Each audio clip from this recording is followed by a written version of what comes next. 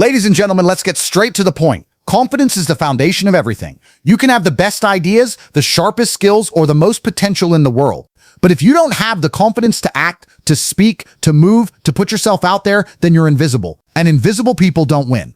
Now, before some of you roll your eyes and say, but I'm just not naturally confident, let me crush that excuse right now. Confidence is not some mystical gift given to a chosen few at birth. Confidence is a skill, and like any skill, it can be built, sharpened, and weaponized. And today I'm going to give you 5 ways to boost your confidence. Real ways, backed by science, reinforced by surveys, sprinkled with a little tough love and humor so you actually remember them.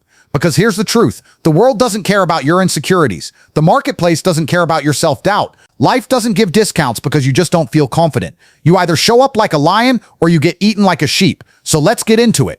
Way 1, master your body, because confidence is physical. The first step to confidence isn't in your head, it's in your body. Think about it. If you're slouched over, shoulders down, looking at the floor, mumbling your words, your brain is literally sending signals to your nervous system that you are prey. And guess what? Everyone else picks up on that energy too. A study by Harvard psychologist Amy Cuddy found that just adopting a power pose for 2 minutes, standing tall, shoulders back, chest out, actually increased testosterone levels by 20% and reduced cortisol, your stress hormone, by 25%. That's not motivational fluff. That's biological chemistry turning you into a different version of yourself. Let me make this simple. If you look weak, you feel weak. If you look strong, you feel strong. It's not rocket science, it's posture science. That's why hitting the gym is the greatest cheat code to confidence. Not because of six-pack abs or biceps. That's just a side effect. The real prize is the feeling, the discipline, the silent knowledge that you've built yourself into something tougher than you were yesterday. Let me tell you something funny. A survey by Planet Fitness in 2019 showed that 91% of people said working out makes them feel more confident in their everyday life.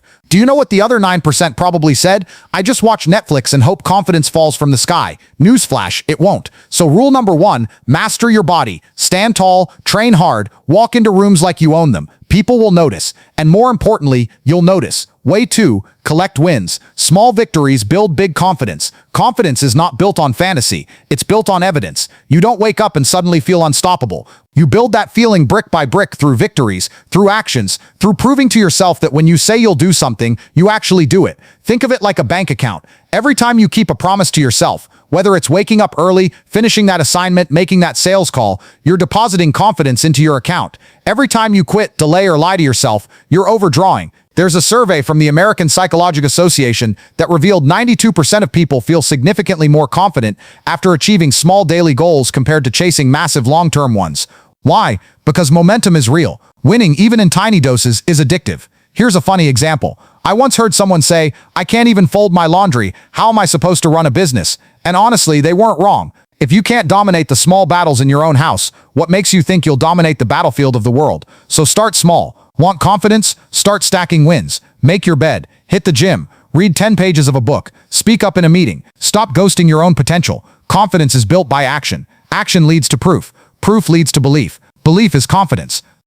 Way 3, speak like you mean it, own your voice. Let's talk about how you speak, because you can be dressed like $1,000,000, but if you open your mouth and sound like you're asking permission to exist, you've lost before you've started. There's an old saying, people don't listen to the words, they listen to the music, and your voice is the music. A 2020 survey by LinkedIn showed that 72% of professionals said confidence in communication was more important to career success than actual technical skills. Read that again. Your voice is literally more valuable than your knowledge. Here's the hack. Slow down. Stop rushing like your mouth is late for a train. Slow, deliberate speech signals authority. Pause between words. Let silence work for you. Only insecure people fill silence with and like. Confident people use silence like a weapon. And for the love of everything powerful, make eye contact. Don't look at the floor. Don't look at the ceiling like inspiration is written there. Look directly at the human being you're talking to. Not like a creep, but like you actually believe your words carry weight. Funny story, a study published in the journal Psychiatry Research found that people who held eye contact while speaking were judged as more intelligent, more trustworthy, and more confident, even when they weren't saying anything smart, which means you could literally be reciting the alphabet with good posture and strong eye contact, and people would still think you're sharp. So practice your voice, practice your presence. Confidence isn't just in your head, it's in your tone, your rhythm, your delivery. Way 4, learn relentlessly. Knowledge is ammunition.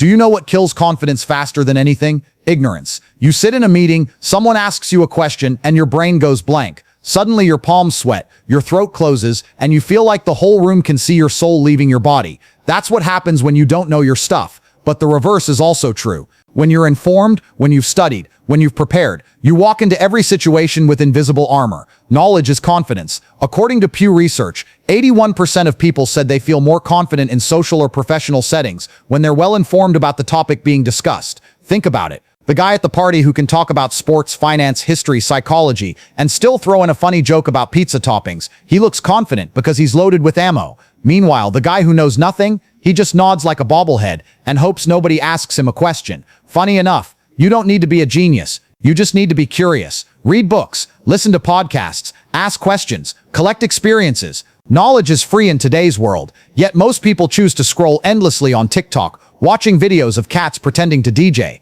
So here's the rule. Learn relentlessly. Read 30 minutes a day. Study your craft like your life depends on it, because confidence without competence is arrogance, and that's the quickest way to crash. That's the same way 5. Face rejection until you're numb. The last and most powerful way to build confidence, face rejection until it doesn't sting anymore. Here's the truth most people don't want to hear. You are not going to be confident if you're scared of people not liking you. Confidence is forged in fire, specifically the fire of rejection, failure, embarrassment, and awkwardness. There's a famous experiment called rejection therapy, where people intentionally put themselves in situations where rejection was almost guaranteed. Things like asking for a discount at Starbucks, asking strangers for $100, or requesting a free donut in the shape of Olympic rings. The results? Over time, people reported massively reduced fear of rejection and significantly higher levels of confidence. In fact, a 2017 survey found that over 70% of entrepreneurs credited their confidence to surviving repeated rejection early in their careers. Think about that. The very thing most people avoid is exactly what builds the muscle they're missing. Here's the funny part, rejection isn't even as bad as people think. Nobody's throwing you in jail because you asked someone out and they said no. Nobody's taking away your oxygen because your idea got shot down in a meeting. The worst case scenario is usually a 2-second awkward moment. And if you can't handle 2 seconds of awkward, how do you expect to handle a lifetime of success? So get rejected over and over, ask, speak up, risk the no, because every rejection you survive makes you stronger, bolder, and yes, more confident. Conclusion, the lion versus the sheep. So let's wrap this up. Confidence isn't magic. It's not some spiritual vibration you meditate into existence. It's 5 things. Run. Master your body. Stand tall. Train hard. 2. Collect wins. Small victories build big confidence. 3. Own your voice. Speak like you believe. 4. Learn relentlessly. Knowledge is armor. 5. Face rejection. Make know your playground. If you apply these, your confidence won't just grow. It'll become unshakable. Because here's the bottom line. Life respects confidence. Business respects confidence. Relationships respect confidence.